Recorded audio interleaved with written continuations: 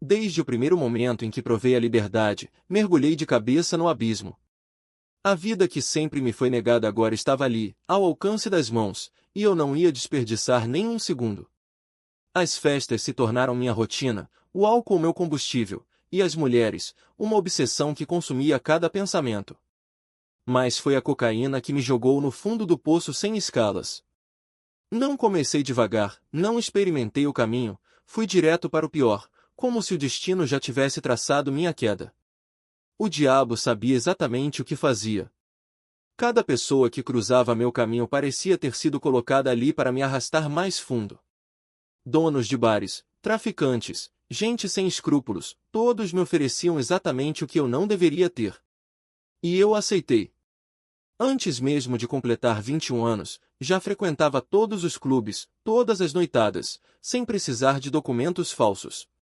A vida noturna me engoliu, e eu me deixei afundar. As drogas, as mulheres, o dinheiro fácil, tudo parecia perfeito, até que o vício se tornou meu dono. Os comprimidos vieram depois, analgésicos que eu engolia como se fossem doces. Logo, comecei a vender também, porque o dinheiro nunca era suficiente. Cocaína, remédios, qualquer coisa que me mantivesse no controle, ou pelo menos era o que eu pensava. Mas o controle era uma ilusão. A escuridão me puxava cada vez mais, e eu não conseguia escapar. Roubei, machuquei pessoas, fiz coisas que hoje me envergonham. A heroína entrou na minha vida como uma sentença, e eu me tornei escravo dela. As overdoses se tornaram rotina.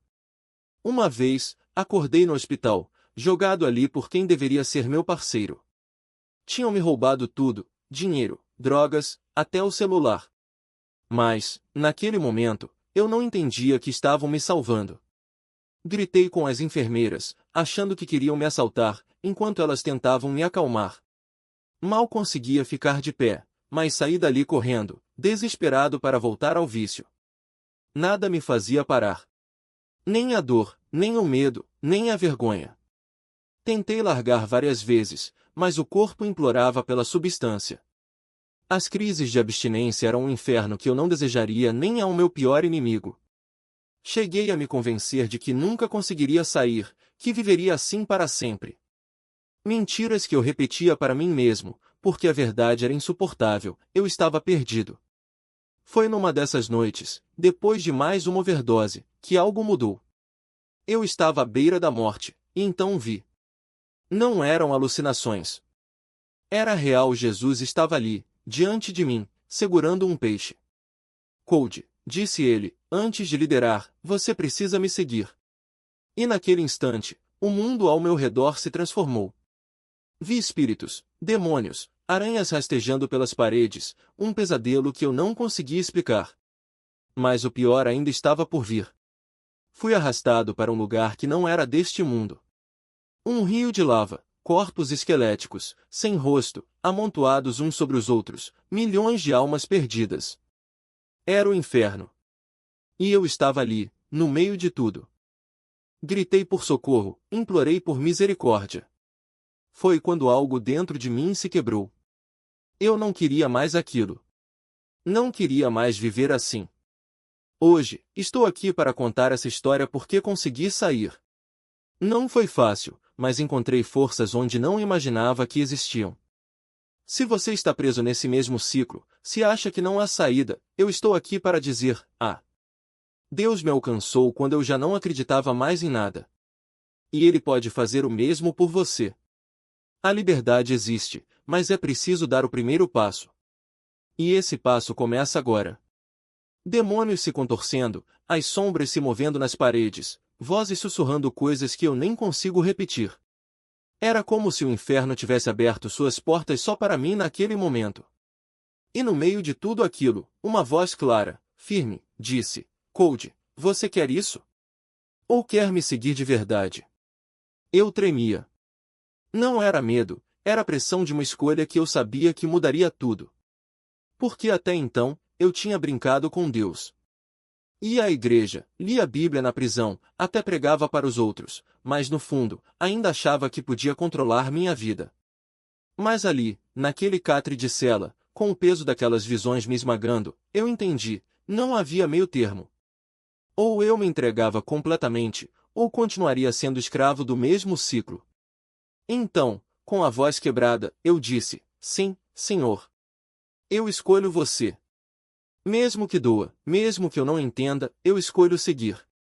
E naquele instante, foi como se uma corrente se partisse. As visões pararam. O peso saiu dos meus ombros. E pela primeira vez em anos, eu respirei fundo, não o ar viciado da cela, mas algo novo, algo limpo. Era a paz. Uma paz que eu nunca tinha conhecido, nem nos momentos em que achava que estava bem. Saí daquela cadeia diferente. Não porque as tentações tinham desaparecido, elas vieram, e com força. Mas porque agora eu tinha algo maior do que meus desejos. Algo maior do que o medo de fracassar de novo. Quando meu pastor me chamou outra vez para ser seu assistente, eu não hesitei. Dessa vez, eu disse sim. E pela primeira vez, não foi por obrigação, não foi para impressionar ninguém. Foi porque eu finalmente entendia o que significava seguir. Claro que não foi perfeito. Ainda lutei. Ainda caí. Mas cada vez que eu levantava, era com a certeza de que ele estava ali, me puxando para cima. E aos poucos, as coisas que antes me escravizavam, a bebida, as noites sem propósito, até mesmo aquele vazio que eu tentava preencher com tudo menos com Deus, foram perdendo poder. Não porque eu era forte, mas porque ele era. Hoje, quando olho para trás, vejo que cada queda, cada prisão, cada noite perdida em lugares escuros não foi um desperdício. Foi o caminho que ele usou para me trazer até aqui. Por que Deus não desiste de nós, mesmo quando nós desistimos de nós mesmos? Ele não espera que a gente esteja pronto. Ele nos alcança no meio da bagunça e diz: vem. Eu tenho algo melhor para você. Se você está lendo isso e ainda acha que não há saída, eu entendo. Eu já estive lá. Mas quero que você saiba de uma coisa: a liberdade não é um lugar distante. É uma decisão. Um sim dito no escuro, quando ninguém mais está olhando. Um passo dado mesmo quando as pernas tremem. E o mais incrível? Você não precisa dar esse passo sozinho. Ele está bem ali, ao seu lado, esperando que você o deixe entrar. Então hoje, agora, neste exato momento, eu te pergunto: o que você escolhe? Microfone nas profundezas da terra e gravaram os gritos que ecoavam lá embaixo. Aquilo era o mais próximo que eu já tinha ouvido do que meus ouvidos captaram naquele momento. Era um coro de agonia sem fim, um lamento que não vinha de gargantas, mas das próprias almas, como se o sofrimento fosse a única linguagem que restava. E então, sem aviso, eu estava no meio deles. Não sei como cheguei lá. Num segundo, estava em pé na rocha, observando. No outro, meus pés afundavam naquela corrente de dor, e o calor queimava minha pele como se eu fosse feito de papel. Não havia fogo visível, mas o ar era espesso, pesado, como respirar dentro de um forno. E eles me viam. Mesmo sem rostos, eles sabiam que eu estava ali. Alguns tentavam se agarrar a mim, suas mãos esqueléticas se fechando em meus braços, como se eu pudesse puxá-los para fora. Outros me empurravam, como se minha presença fosse mais uma ofensa, mais uma prova de que eu ainda tinha uma chance de escapar. E eu queria gritar, mas minha voz não saía. Queria correr, mas meus pés não se moviam. Era como se o próprio inferno tivesse me paralisado ali, para que eu visse tudo, para que eu entendesse. Foi quando ele apareceu. Não como eu imaginava. Não com uma coroa de glória ou uma espada flamejante. Ele estava ali, no meio daquela multidão de condenados, vestido como um deles, sujo, ferido, com as marcas das correntes que o haviam arrastado até ali. Mas seus olhos eram diferentes. Eram os únicos que não carregavam desespero. Eram cheios de uma tristeza tão profunda que doía mais do que qualquer chama. Ele olhou para mim e disse: você pediu para amar como eu amo. Aqui está o que isso significa. E então, num piscar de olhos, eu estava de volta ao sofá, ofegante, com o suor escorrendo pelo rosto. Minhas mãos tremiam. Meu coração batia tão forte que achei que fosse explodir. Mas algo dentro de mim havia mudado. Não era mais medo. Era algo mais forte. algo que queimava mais do que o fogo que eu tinha visto. Porque agora eu sabia. Sabia que o amor não era um sentimento bonito, não era um abraço ou uma palavra doce. Era um sacrifício. Era escolher ficar quando todos ao redor preferiam empurrar. Era estender a mão mesmo quando ela voltava vazia. Era olhar para o abismo e, em vez de desviar os olhos, dizer, eu vejo você. E mesmo assim, eu escolho ficar. E naquele momento, eu entendi por que ele me havia mostrado aquilo. Não era para me assustar. Era para me preparar. Porque o mundo lá fora estava cheio de almas como aquelas pessoas que nadavam em sua própria corrente de dor, que gritavam sem voz, que se agarravam a qualquer coisa na esperança de serem salvas. E eu tinha sido chamado para ser uma delas. Não para puxá-las para fora sozinho, mas para mostrar que havia uma mão estendida. Que havia um caminho. Que, mesmo no escuro, alguém ainda acreditava que elas valiam a pena. Então, se você está lendo isso e sente que já tocou o fundo, que já nadou naquela corrente até não aguentar mais, eu te digo, você não está sozinho. E o que você viu, o que você sentiu, não foi um castigo. Foi um chamado. Porque o inferno não é o fim da história. É só o lugar onde a luz começa a fazer mais sentido. Porque o inferno não é um lugar de silêncio.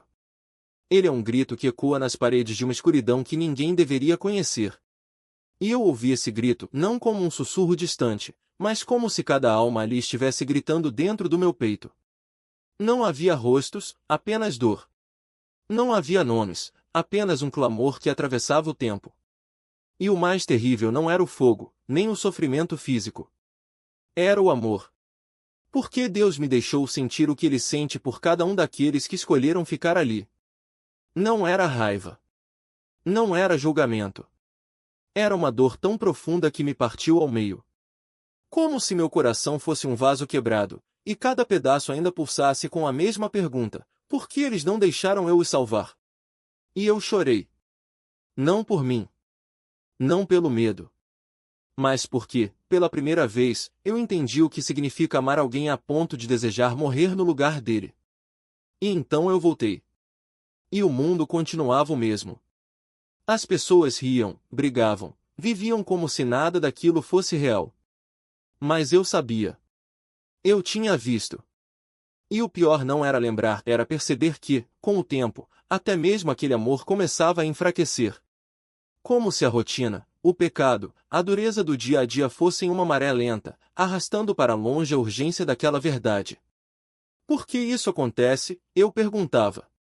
E a resposta vinha, não em palavras, mas no peso do que eu via ao redor: o mal não dorme. Ele se disfarça de indiferença, de justificativa, de só mais uma vez. E nós, sem perceber, deixamos que ele nos anestesie.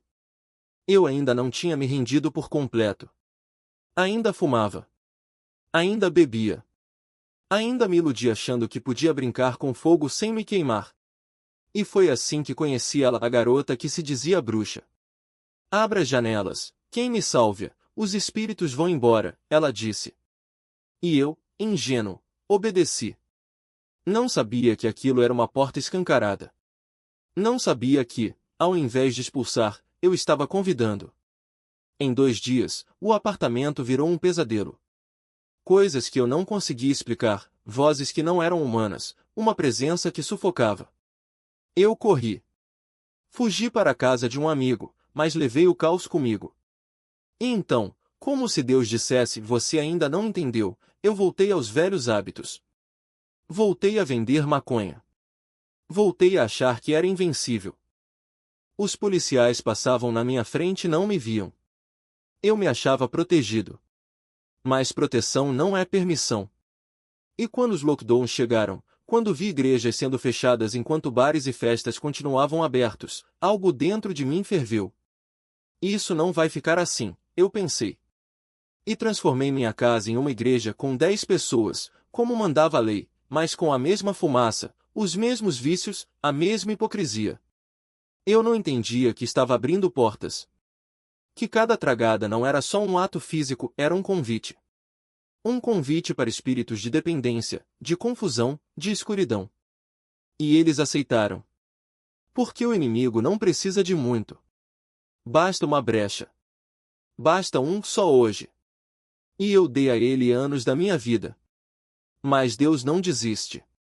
Mesmo quando nós desistimos de nós mesmos. Não leva a vida.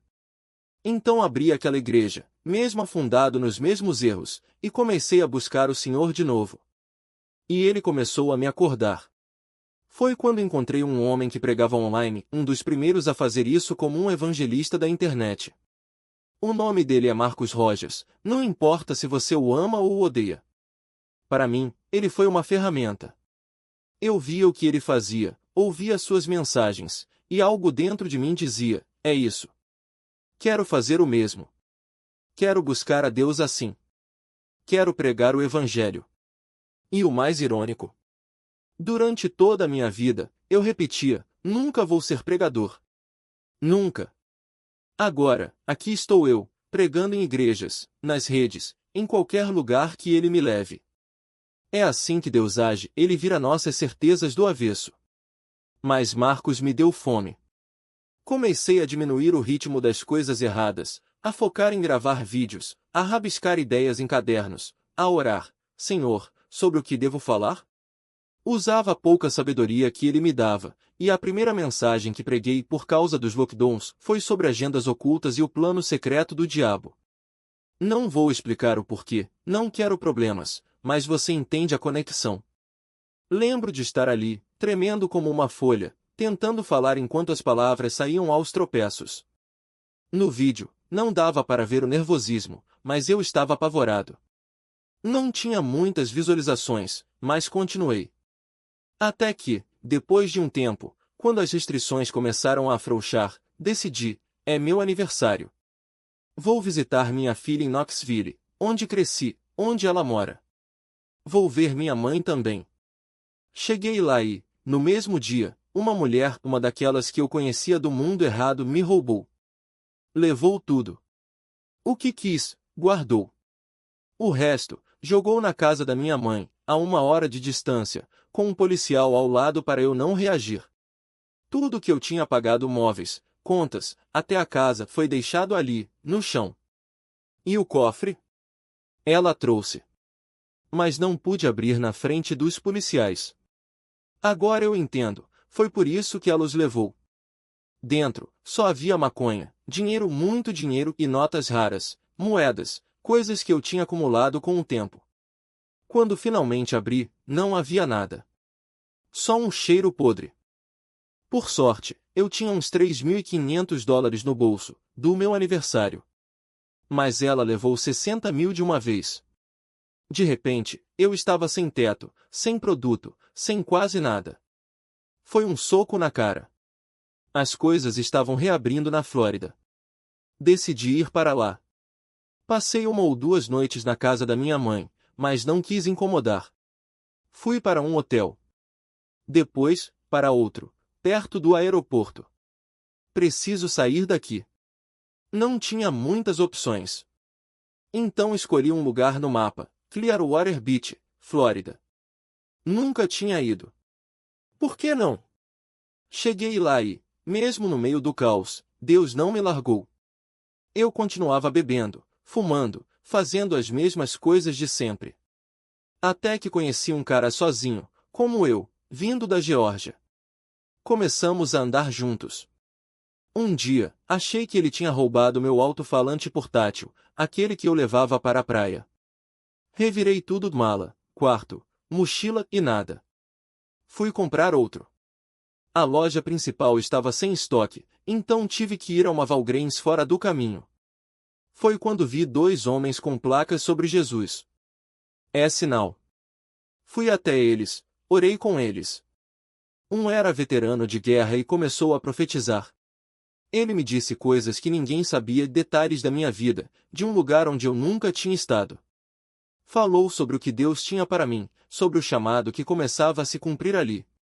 E então veio o aviso: o Senhor tem uma esposa para você, mas o diabo já preparou alguém muito escura. Você precisa se afastar dessa pessoa, porque ele vai te mandar alguém primeiro. Saí de lá impactado. Deixei a Flórida e fui parar em um lugar no interior de Illinois, não lembro o nome direito. Fiquei em uma fazenda, com um amigo. Não tinha ninguém. Só eu, ele e Deus. Passei dias orando, lendo a Bíblia, diminuindo o ritmo. Não vendia mais nada. Era só silêncio, solidão e ele. Foi ali que comecei a entender o que era andar com o Senhor de verdade, falar em línguas, ter visões, coisas que nunca tinha experimentado. Ouvi sua voz claramente, porque não havia distrações. Nenhuma. Só eu, focado nele, caminhando com ele. E de repente, algo dentro de mim gritou, não confie nisso. Mas eu ignorei. Afinal, ela estava jogando fora os cristais, os livros de feitiçaria, os amuletos, tudo o que representava o passado dela. Eu vi com meus próprios olhos. Ou pelo menos achei que vi. Quando ela voltou para dentro, estava chorando. Disse que Jesus tinha perdoado os pecados dela, que ela sentia paz. Eu orei por ela, impus as mãos, declarei libertação. E, por um momento, tudo pareceu real. Mas havia algo no ar, uma energia pesada, como se o próprio quarto estivesse prendendo a respiração. Eu não quis dar importância. Afinal, eu era o guerreiro, o homem de fé, aquele que expulsava demônios. O que poderia dar errado? No dia seguinte, ela me mandou uma mensagem: preciso te ver de novo. Estou lutando. E eu, como um tolo, fui. Dessa vez, ela não estava chorando. Estava sorrindo. Um sorriso que não chegava aos olhos. Você é diferente dos outros cristãos, ela disse. Você entende a dor. Você já sofreu. E então, como se fosse a coisa mais natural do mundo, ela se aproximou. Colocou a mão no meu peito. Você sente isso? Eu senti. Era como se algo dentro de mim se retorcesse, como se uma voz sussurrasse, fuja. Mas eu fiquei. Porque eu era forte. Porque eu era escolhido. Porque eu sabia que Deus estava comigo. Naquela noite, sonhei com fogo. Não o fogo purificador do espírito, mas chamas negras, que queimavam sem consumir. Acordei suando, com o nome dela na minha boca. E então, como se o próprio céu tivesse se aberto, uma voz clara, inconfundível, disse: ela não é para você. Ela é uma armadilha. Mas eu já estava envolvido. Já tinha deixado o orgulho falar mais alto que a obediência. Os dias seguintes foram uma descida. Ela começou a aparecer nos meus cultos, nos meus vídeos ao vivo, sempre com aquele mesmo sorriso. As pessoas notaram. Quem é essa mulher? Perguntavam. Uma nova convertida, eu respondia, com um sorriso forçado. Mas no fundo, eu sabia. Sabia que algo estava errado. Que as visões que eu tinha àqueles anjos que antes me seguiam agora pareciam distantes, como se estivessem atrás de um vidro embaçado. Até que um dia, Kurt me chamou para uma conversa. Irmão, o que está acontecendo com você? Ele perguntou. Você está diferente. Está distraído. E essa mulher? Ele não terminou a frase. Não precisava. Eu já sabia o que ele ia dizer. Mas em vez de ouvir, eu me defendi. Ela se entregou a Jesus. Você não viu como ela jogou fora as coisas dela? Kurt balançou a cabeça. Não é assim que funciona. O inimigo não desiste fácil. Ele se disfarça. Naquela noite, eu orei. Ou tentei. As palavras saíam vazias, como se alguém tivesse tapado meus ouvidos para o céu. Então, pela primeira vez em meses, eu chorei. Não por ela. Por mim. Porque eu tinha deixado a soberba me cegar. Porque eu tinha ignorado os sinais. Porque, no fundo, eu queria acreditar que eu era o herói daquela história. E então, como um trovão no meio da noite, a verdade me atingiu, ela nunca se converteu.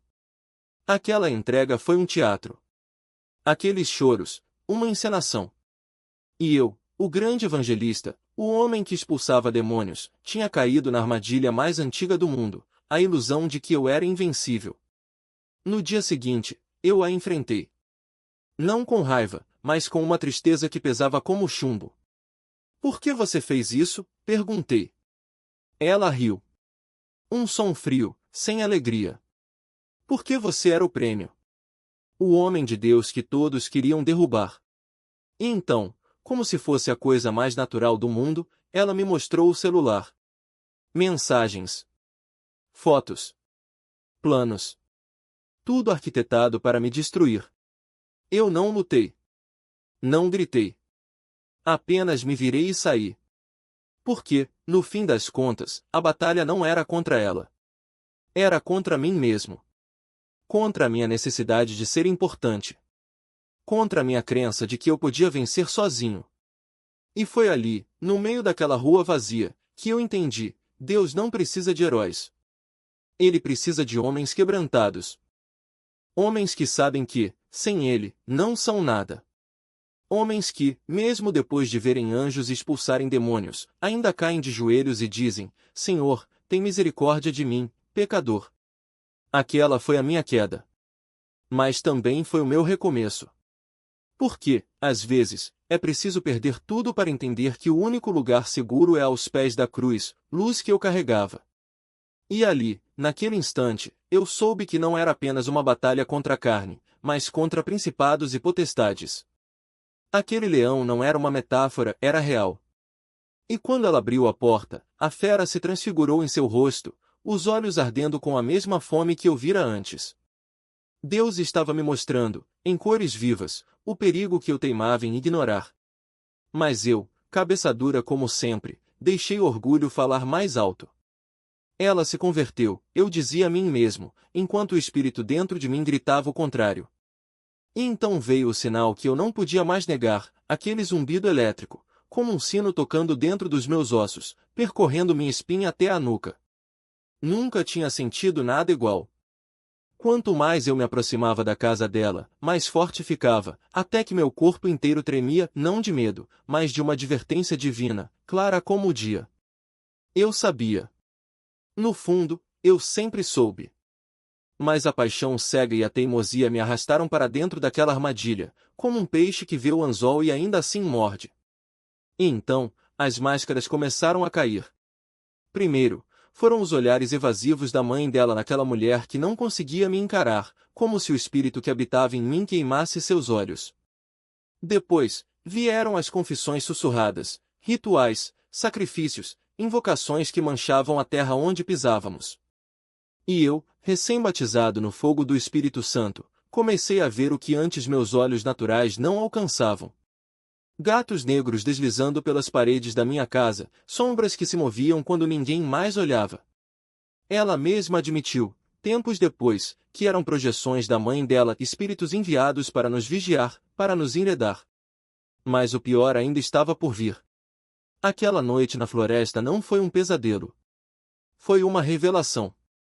Enquanto caminhávamos entre as árvores, o ar pesado com o cheiro de enxofre e terra úmida, algo se moveu acima de nós. Não era um morcego. Não era um pássaro. Era uma criatura, metade homem, metade besta, com asas membranosas e pernas humanas balançando no ar, como se ainda lutasse para se libertar da forma que havia tomado. Johnny e eu trocamos um olhar. Não precisamos dizer nada. Corremos. E então, o espírito me levou de volta àquele mesmo lugar, mas desta vez à luz do dia. Vá para a direita, ele sussurrou. Quebre as correntes. E quando obedeci, ela não conseguiu esconder o pânico. Seus olhos se arregalaram, e ela confessou, é aqui. Foi aqui que eles penduraram os coelhos. Foi aqui que fizeram o ritual. Não precisou dizer mais nada. Eu já sabia. Deus estava me dando uma última chance. Em sonhos, ele me mostrava o futuro, um futuro onde eu liderava multidões para a salvação, onde o fogo do juízo consumia tudo ao redor, e a única segurança estava em seguir a voz que ela teimava em ignorar. Mas o coração dela já estava endurecido. E o meu, por mais que o espírito lutasse, ainda vacilava entre a luz e as trevas. Até que um dia, não havia mais escolha. Ou eu quebrava as correntes, ou elas me arrastariam para o abismo junto com ela. Que Deus já havia preparado. Cada confirmação era como um selo divino, um sinal de que ele mesmo havia unido nossas vidas. E não era apenas nas palavras dos profetas, era em cada detalhe. No jeito como as escrituras que eu compartilhava com ela pareciam falar diretamente ao seu coração, como se o Espírito já tivesse sussurrado aquelas mesmas verdades em seu ouvido antes mesmo de nos conhecermos. No modo como, mesmo tímida, ela reconheceu a mão de Deus no primeiro contato, como se soubesse, no fundo, que aquele encontro não era obra do acaso, mas do propósito eterno. E então veio o primeiro encontro. Não foi um jantar qualquer, foi um testemunho vivo de que o Senhor estava no controle. Cada palavra trocada, cada riso compartilhado, cada silêncio carregado de significado parecia coar a mesma verdade: eu te escolhi antes da fundação do mundo. Não havia pressa, não havia dúvida, não havia aquela ansiedade que corrói os relacionamentos construídos na carne. Era paz. Era certeza. Era como se, depois de anos vagando pelo deserto, eu finalmente tivesse chegado à terra prometida e ela estivesse ali, esperando por mim, com a mesma convicção. As profecias não pararam. Em cada reunião, em cada culto, em cada momento de oração, Deus confirmava. Não eram apenas palavras bonitas, eram flechas certeiras, apontando para o mesmo alvo. Vocês dois foram feitos um para o outro. Esta união trará frutos que vocês nem imaginam. O Senhor os usará para restaurar famílias, para resgatar almas, para ser um farol em meio à escuridão. E o mais impressionante? Não era só sobre nós. Era sobre o reino. Era sobre o que Deus faria através de duas vidas rendidas, duas almas que haviam aprendido, da maneira mais difícil, que o amor humano é frágil, mas o amor dele é inabalável. E então veio o pedido. Não foi um gesto romântico vazio, foi um ato de fé. Eu sabia que ela era a mulher que Deus havia preparado para mim, mas também sabia que ela precisava ouvir, com clareza, que eu não estava seguindo apenas um sentimento passageiro. Então, ajoelhei-me diante dela e disse: Julie, eu não estou pedindo sua mão porque acho você bonita, ou porque me sinto sozinho. Estou pedindo porque o Senhor me mostrou que você é a companheira que Ele escolheu para esta jornada. E se você disser sim, não será apenas a mim, será a Ele. Será um pacto diante do trono de Deus. Ela chorou. Não de emoção barata, mas de alívio, como se finalmente entendesse que aquele sim não era para um homem imperfeito, mas para o plano perfeito de Deus. O casamento não foi apenas uma celebração, foi uma guerra vencida. Porque o inimigo não desiste fácil. Ele tentou nos distrair com dúvidas, com medos, com as sombras do passado. Mas cada ataque só serviu para fortalecer nossa fé.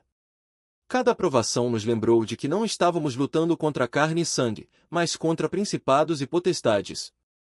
E em cada batalha, o Senhor nos mostrava que Ele já havia vencido. Não importava o que viesse: doenças, dificuldades financeiras, tentações, a resposta era sempre a mesma: confiem em mim. Eu os escolhi. Eu os sustento. Eu os guiarei. E hoje, quando olho para trás, vejo que cada lágrima derramada, cada noite em oração, cada momento de fraqueza foi apenas um degrau para chegarmos aqui. Não foi fácil. Mas valeu a pena. Porque agora, juntos, somos mais do que um casal, somos um exército. Somos a prova viva de que Deus não apenas restaura, mas multiplica. De que Ele não apenas cura, mas transforma. De que, quando nos rendemos totalmente a Ele, até mesmo os nossos erros se tornam parte da vitória. E se você está lendo isso e ainda luta contra as correntes do passado, seja um relacionamento tóxico, uma vida de pecado, uma alma ferida, saiba de uma coisa: Deus não terminou com você. O mesmo Deus que me tirou das trevas e me deu uma esposa segundo o seu coração é o mesmo que está estendendo a mão para você agora. Ele não está esperando que você seja perfeito. Ele está esperando que você diga sim. Que você largue as correntes. Que você pare de lutar contra a corrente e se deixe levar pelo rio da sua graça. Porque no final, não são os nossos acertos que definem nossa história. É a nossa rendição. É o momento em que paramos de tentar controlar tudo e deixamos que Ele escreva cada linha. E quando isso acontece, até mesmo os nossos maiores fracassos se tornam os alicerces da nossa maior vitória. E é justamente isso que faz toda a diferença. Deus não nos pede para termos todas as respostas antes de dar o primeiro passo. Ele nos pede confiança. Ele nos pede coragem para dizer: aqui estou, mesmo sem entender tudo, mesmo sem ter todas as peças do quebra-cabeça. Eu vou. Porque, no fundo, Ele já sabe o que está preparando para nós. Ele já viu o final da história.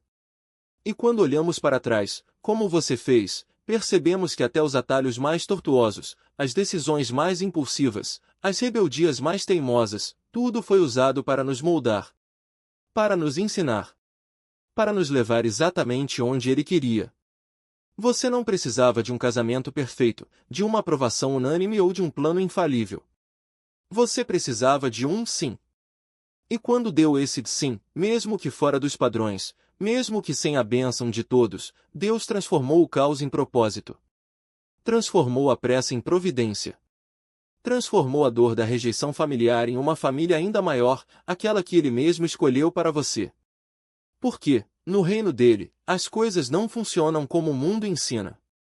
Aqui, o improvável se torna milagre. O quebrado se torna vaso. E o teimoso?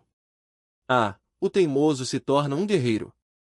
Mas olha só o que acontece quando paramos de resistir. As mesmas características que nos atrapalhavam, a obstinação, a impulsividade, até mesmo a rebeldia, se tornam as armas mais poderosas nas mãos de Deus. Você era cabeça dura? Agora é cabeça forte nele. E essa força não é para lutar contra o plano dele, mas para avançar nele, mesmo quando tudo ao redor diz para parar. Porque, no fim das contas, o que nos segura não são as circunstâncias, nem as pessoas, nem os nossos próprios erros. O que nos segura é a recusa em soltar o controle. É a ilusão de que podemos consertar tudo sozinhos. Mas Deus não precisa dos nossos consertos. Ele precisa da nossa rendição. E sabe o que é mais lindo? Quando você finalmente se rende, descobre que as pessoas ao seu redor, aquelas que você achava que nunca entenderiam, aquelas que te julgaram, aquelas que você mesmo afastou, começam a enxergar algo diferente em você. Não é perfeição. Não é um discurso impecável. É a paz de quem sabe que está exatamente onde deveria estar. É a ousadia de quem não tem mais nada a provar. É o amor que transborda porque, depois de ver o inferno, você entende o valor do céu. Depois de lutar contra Deus, você aprende a lutar por Ele. E é por isso que hoje você pode olhar para alguém que ainda está naquele lugar de dúvida, de medo, de que se eu errar, e dizer com convicção: eu já estive aí. E o que me salvou não foi ter todas as respostas, mas ter coragem de dar o próximo passo, mesmo sem elas. Porque Deus não nos chama para o caminho fácil. Ele nos chama para o caminho certo. E o caminho certo nem sempre é o mais lógico, o mais seguro ou o mais aplaudido. Às vezes, é aquele que exige que você queime os navios. Que você feche portas. Que você diga chega para as influências que te puxam para trás. E quando você faz isso, algo extraordinário acontece. Você para de andar em círculos e começa a voar. As visões se tornam mais claras. Os sonhos deixam de ser apenas desejos e se transformam em promessas. A sabedoria que antes parecia distante agora flui como um rio. Porque obediência não é limitação, é libertação. Não é perda de controle, é entrega ao único que sabe o que está fazendo. E quando você finalmente entende isso, percebe que cada sim que você deu, mesmo os mais imperfeitos, foram sementes plantadas no solo da graça. E agora? Agora você colhe os frutos. Então, se hoje você está ouvindo isso e sente que está no meio de uma batalha, que está cansado de lutar sozinho, que não sabe por onde começar, comece com um sim.